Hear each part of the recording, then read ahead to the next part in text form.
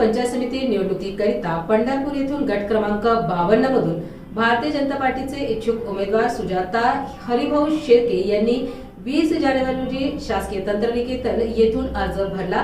ग्रामीण भागातील महिलांचे व विविध प्रश्न अडचणी सोडवण्यासाठी मी पुढाकार घेईल व शासकीय योजनांचा फायदा देखील महिलांना व संपूर्ण जनतेला देण्याचा प्रयत्न करेन, असे उमेदवार सुजाता शेळके यांनी माध्यमांमार्फत सांगितले।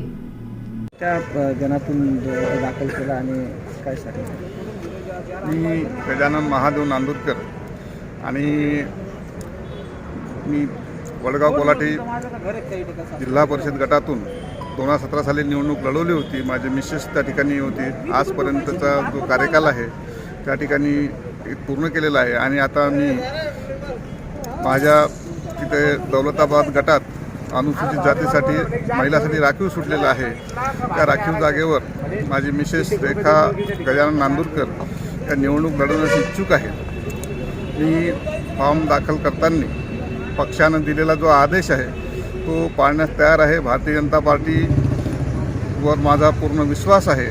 त्यांनी मला तिकीट दिलं तर मी 100% लढण्यास तयार आहे, एवढं मात्र निश्चित आहे। तुम्ही जसा वडगाव कोल्हाटीचा विकास केला सर्वांगीण, त्याच पद्धतीने तुम्ही विकास आपल्या दौलताबाद करण्यासाठी दौलताबादच्या विकासासाठी मी कटिबद्ध आहे। कारण की दौलताबादच्या गटात आणि गणात मी जो फिरलो आहे त्या भागात जो विकास करायचा बाकी आहे, काही ठिकाणी रस्त्यांचे कामं पेंडिंग आहे आणि जो माळीवाडा परिसर आहे, माळीवाडा परिसरात स्मशानभूमीचा एक इश्यू आहे।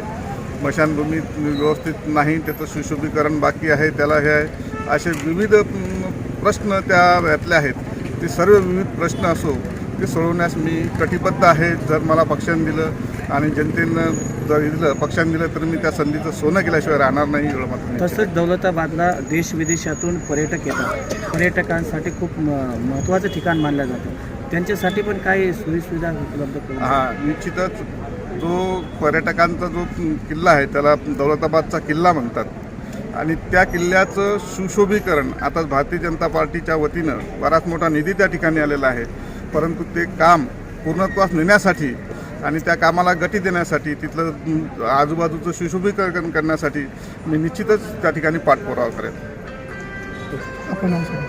मी गजानन महादेव नांदुरकर, माझी आता सध्याचा कोषाध्यक्ष आहे आणि माझी मिसेस सौ रेखा गजानन नांदुरकर या माझी जिल्हा परिषद सदस्य आहे।